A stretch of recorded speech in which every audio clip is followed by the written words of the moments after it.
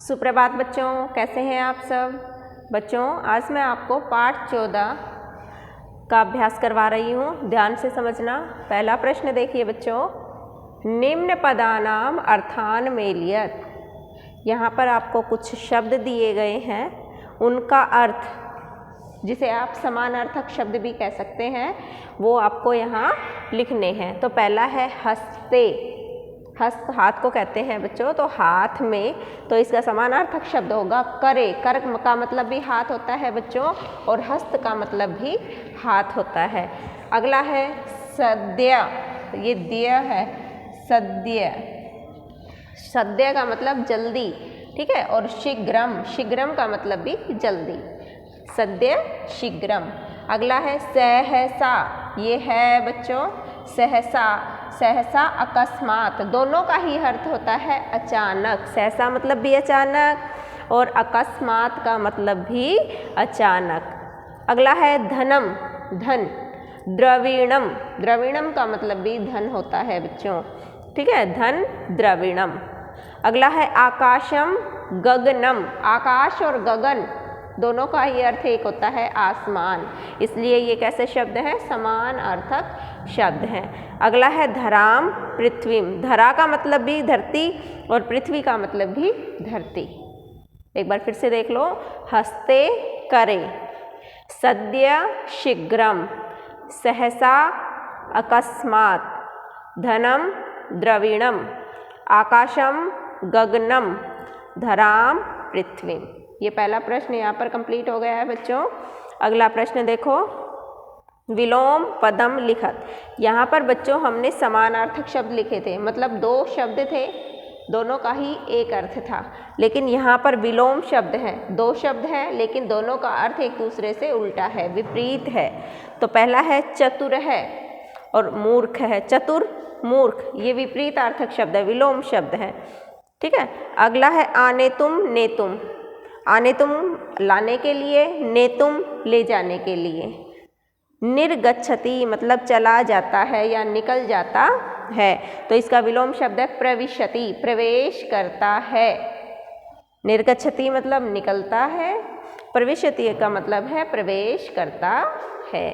अगला देखो स्वामी। स्वामी का विपरीत होता है सेवक है, स्वामी सेवक। प्रसन्न है दुखित है। प्रसन्न है मतलब खुश, दुखित है मतलब दुखी, सुखी दुखी। उच्चई जोर से, नीचई मतलब नीचे की ओर, उच्चई मतलब ऊपर की ओर। उच्चई नीचई, या जोर से धीरे से, ऐसे भी कह सकते हैं इसको। तो यहाँ पर आपका ये विलोम शब्द वाला प्रश्न भी कंप्लीट हो गया है। फिर से देखो, चतुर है, मूर्ख है, आने तुम नेतुम, निर्गच्छति प्रविशति, स्वामी सेवक है, प्रसन्न है दुखित है, उच्चई नीचई।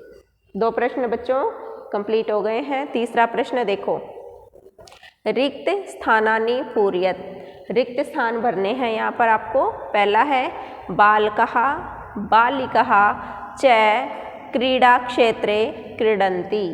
अर्थ समझो, बालकः मतलब लड़के, बालिकाः मतलब लड़कियाँ, और च का मतलब होता है बच्चों और।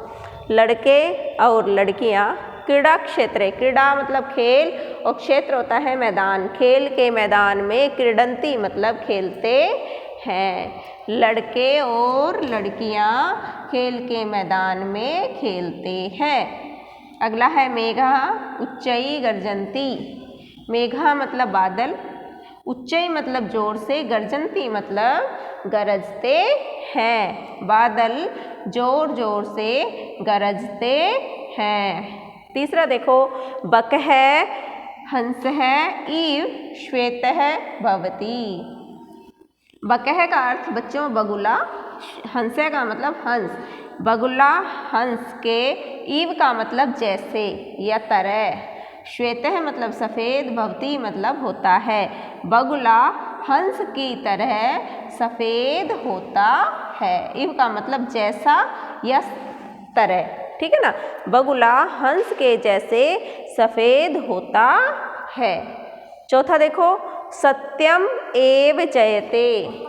सत्यम मतलब सच्चाई की, एव का अर्थ होता है बच्चों ही, सच्चाई की ही जयते जीत होती है, सच्चाई की ही जीत होती है। और आखिरी है बच्चों अहम पठामी, अहम मतलब मैं, पठामी पढ़ता हूँ, मैं पढ़ता हूँ। त्वम का मतलब तुम, अपी का मतलब भी, और पठ मतलब पढ़ो, तुम भी पढ़ो, मैं पढ़ता हूँ, तुम भी पढ़ो। तो यहाँ पर ये तीसरा प्रश्न कंप्लीट हो गया है बच्चों। फिर से देख लो एक बार। बालकः बालिका च क्रीड़ा क्षेत्रे क्रीडन्ति, लड़के और लड़कियाँ खेल के मैदान में खेलते हैं। अगला है मेघा उच्चई गर्जन्ति, बादल जोर से गरजते हैं। बकः हंस इव श्वेत भवति, बगुला हंस की तरह सफ़ेद होता है। सत्यम एव जयते, सच्चाई की ही जीत होती है। अहम पठामी, मैं पढ़ता हूँ। त्वम अपि पठ, तुम भी पढ़ो। तो यहाँ पर बच्चों आपके 3 प्रश्न कंप्लीट हो गए हैं। इससे आगे मैं नेक्स्ट वीडियो में करवाऊँगी। Thank you.